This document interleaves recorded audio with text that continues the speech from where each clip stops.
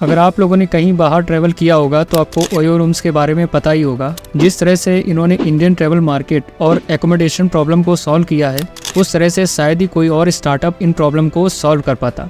साथ ही ऐसी बहुत सारी प्रॉब्लम थी, जैसे कि जो लोग रिलेशनशिप में हैं उनको उतनी प्राइवेसी नहीं मिल पाती थी।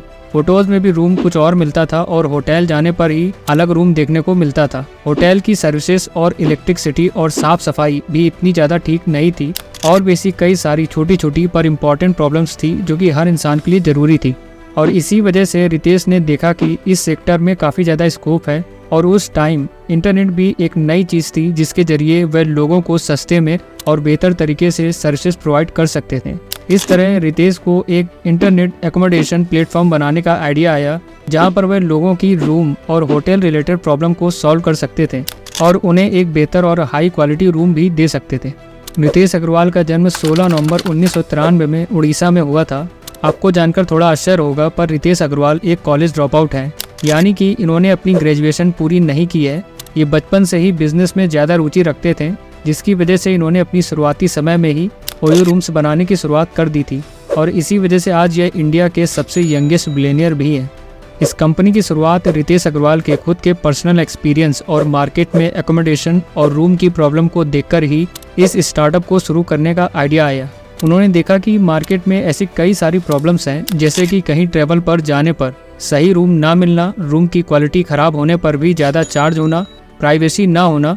उन्होंने इन जैसी और भी कई सारी प्रॉब्लम्स को नोटिस किया और समझा कि यह सिर्फ उनकी ही प्रॉब्लम नहीं है, बल्कि बहुत सारे लोग भी इन प्रॉब्लम से जूझ रहे हैं। पर किस तरह रितेश अग्रवाल ने बिना किसी होटल को खरीदे आज इतनी बड़ी होटल रूम की चेन बना दी है और आज इतना बड़ा एम्पायर बना दिया है, इसके बारे में कोई सोच भी नहीं सकता है। यहाँ तक कि लोग रितेश अग्रवाल को अभी भी एक छोटा बच्चा ही मानते हैं, क्योंकि उन्होंने यह स्टार्टअप अपनी जवानी में शुरू किया था और आज इंडिया के सबसे कम उम्र वाले बिलियनियर बन चुके हैं। और उन्होंने ये बिजनेस बिना किसी होटल को खरीदे या फिर इन्वेस्टमेंट किए बिना बनाया है। तो किस तरह उन्होंने ये सारी चीज़ों को किया, तो चलिए जानते हैं। इन सभी प्रॉब्लम्स को दूर करने के लिए रितेश अग्रवाल ने एक ऐसा स्टार्टअप बनाया जो कि लोगों के रहने की प्रॉब्लम को दूर करे, साथ ही उनकी और भी प्रॉब्लम्स जैसे कि प्राइवेसी, रूम रिजर्वेशन, रूम की क्वालिटी और अफोर्डेबिलिटी जैसी चीज़ों पर भी ध्यान दिया। इस स्टार्टअप की शुरुआत 2012 में हुई थी, जिसको ओरवेल नाम से शुरू किया गया था, पर बाद में 2013 में इसका नाम चेंज करके ओयो यानी ऑन योर ओन कर दिया गया। इस कंपनी का मेन मकसद यही था कि लोगों को रहने के लिए बेहतर कमरा मिल पाए और वह भी बहुत ही कम दाम में, क्योंकि कई बार ऐसा होता था कि आप पैसे तो अच्छे देते हैं पर रूम की क्वालिटी इतनी ज़्यादा अच्छी नहीं होती थी, जिसकी वजह से इन्होंने इस प्रॉब्लम को सॉल्व करने के लिए इस स्टार्टअप को बनाया। और आज यह स्टार्टअप एक इंटरनेशनल ब्रांड बन चुका है, जहां पर यह और भी कई बड़े बड़े कॉम्पिटिटर्स जैसे कि एयरबीएनबी और फैब होटल से मार्केट में कम्पीट करता दिखाई देता है। आज ये दुनिया के 80 से ज़्यादा शहरों में अकोमोडेशन और होटल सर्विसेज प्रोवाइड करते हैं। आज इस कंपनी के पास दुनिया भर में 1,60,000 से भी ज़्यादा रूम रेंट पर देने के लिए अवेलेबल हैं और इनका ये स्टार्टअप आज इंडिया का लीडिंग रूम अकोमोडेशन प्रोवाइड करने में पहले नंबर पर आता है। हालांकि इनके कॉम्पिटिटर्स भी इंडिया में हैं, पर ज़्यादातर लोग ओयो को ही पसंद करते हैं।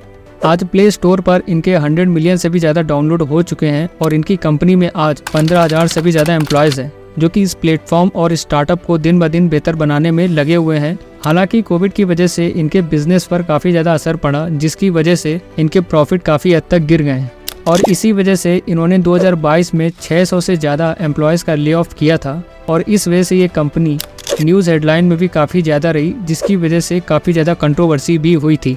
ओयो रूम्स को अब तक 22 फंडिंग राउंड में $3.1 बिलियन की फंडिंग मिल चुकी है, जिसमें से सबसे ज़्यादा फंडिंग सॉफ्ट बैंक ने की है और वो अभी इस कंपनी के सबसे बड़े शेयर होल्डर भी हैं, जिसमें वो 45% कंपनी के शेयर होल्ड्स करते हैं। साथ ही इन्होंने अब तक 9 स्टार्टअप्स को एक्वायर किया है, जिसमें बॉर्न होम्स के direct booker, Dynamica, leisure group, कियानजू island, innovate coworking, weddings, able plus solution private limited और नोवेस्कोटिया बुटिक्स होम आते हैं। ये सभी की सभी कंपनियां इस टाइम ओयो रूम्स के अंदर काम कर रही हैं और जितना भी प्रॉफिट इनसे जनरेट होता है वह सीधा ओयो ही मैनेज करती है। तो ये थी ओयो रूम्स की जर्नी, पर इससे आपको क्या सीखने को मिल सकता है। इस स्टार्टअप से आपको यही सीखने को मिलता है कि अगर आपके पास किसी भी प्रॉब्लम का सॉल्यूशन है तो आपको वह सॉल्यूशन सही टाइम पर देना होगा, वरना अगर रितेश अग्रवाल भी कुछ साल बाद ये स्टार्टअप शुरू करते हैं और अपनी पढ़ाई पूरी करने पर फोकस करते हैं तो शायद आज वह इतना ज़्यादा कामयाब नहीं हो पाते। क्योंकि तब तक कोई और मार्केट में आ चुका होता।